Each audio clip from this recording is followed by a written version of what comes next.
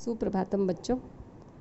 पिछले वीडियो में अपन ने मनुस्मृति द्वितीय अध्याय में मनु द्वारा विवेचित सावित्री मंत्र का विस्तृत रूप से व्याख्या की।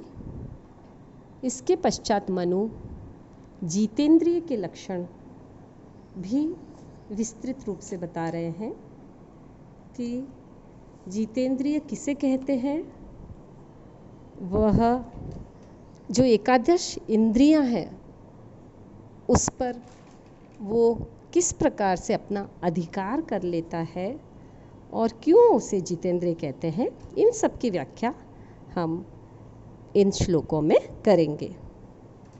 88वें श्लोक में इंद्रियों को नियंत्रित करने का कथन करते हुए मनु कहते हैं, इंद्रियाणाम विचरताम विषयेषु अपरिहारेषु संयमे यत्नम अतिष्ठे द्विद्वानि यन्ति एव वाजिनाम विद्वान वाजिनाम यन्ता एव।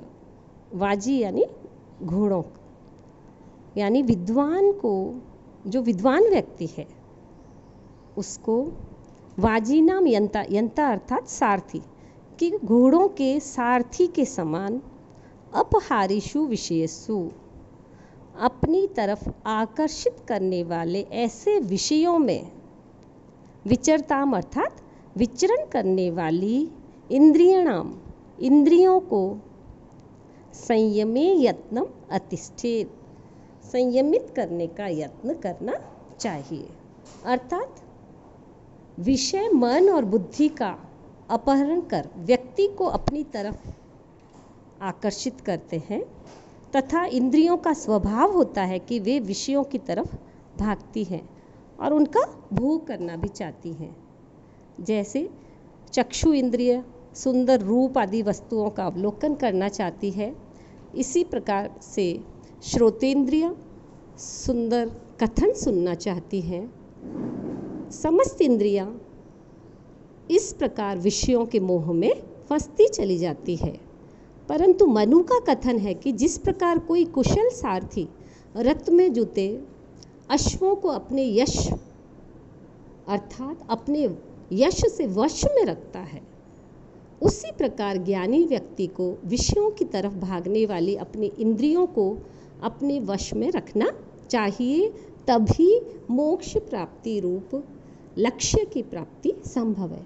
क्योंकि इस संसार में मुख्य जो हमारा लक्ष्य होता है वह है मोक्ष प्राप्ति, जो साधारण मनुष्य को कदापि नहीं मिलती। जो व्यक्ति जितेंद्रिय होता है अर्थात अपनी इंद्रियों को वश में कर लेता है, वह कदाचित मोक्ष की प्राप्ति कर सकता है। इस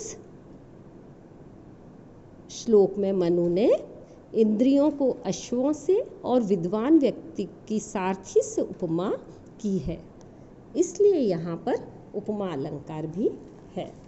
इसी प्रकार उन्होंने एकादश इंद्रियों का कथन करते हुए अग्रिम श्लोक में कहा है, एकादश इंद्रियाणि आहुः तानि पूर्वे मनीषिणः तानि सम्यक् प्रवक्ष्यामि यथा वदनु पूर्वशः। पूर्वे मनीषिणः सप्तमी भक्ति है पूर्वे में, अर्थात पूर्व काल प्राचीन समय में मनीषियों ने यानी एकादश इंद्रियाणि, जिन 11 इंद्रियों को कहा है, आहुः अर्थात कहा है, तानि यथावत अनुपूर्वशः, उन्हें उचित जो पूर्व और पौर्वा कर्म होता है उससे मैं सम्यक प्रवक्ष्यामि, भली प्रकार से अब कहूँगा।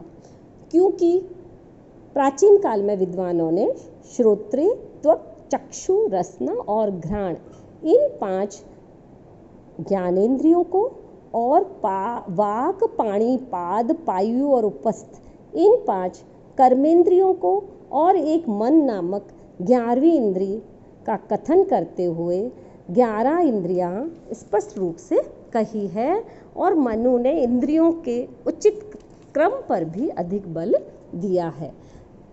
जो अग्रिम जो मंत्र है या श्लोक है मनुस्मृति का, इसमें इन्होंने नाम भी बताया है। श्रोत्रम त्वक् चक्षुषी जिह्वा नासिका चैव पंचमी पायोपस्थम हस्तपादम वाम वाक् च एव दशमी स्मृता।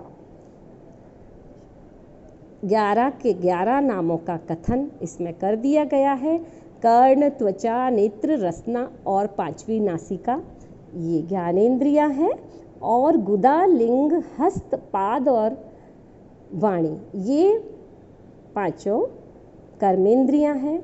और मन का इन्होंने अगले श्लोकों में कथन किया है। यहाँ पर कुल 10 इंद्रियां, जो 5 ज्ञानेंद्रियां और 5 कर्मेंद्रियों का कथन किया है। हस्तपादम, हस्तौ च पादौ च इति, यहाँ पर एकवद भाव द्वंद्व समास दृष्टिगोचर होता है।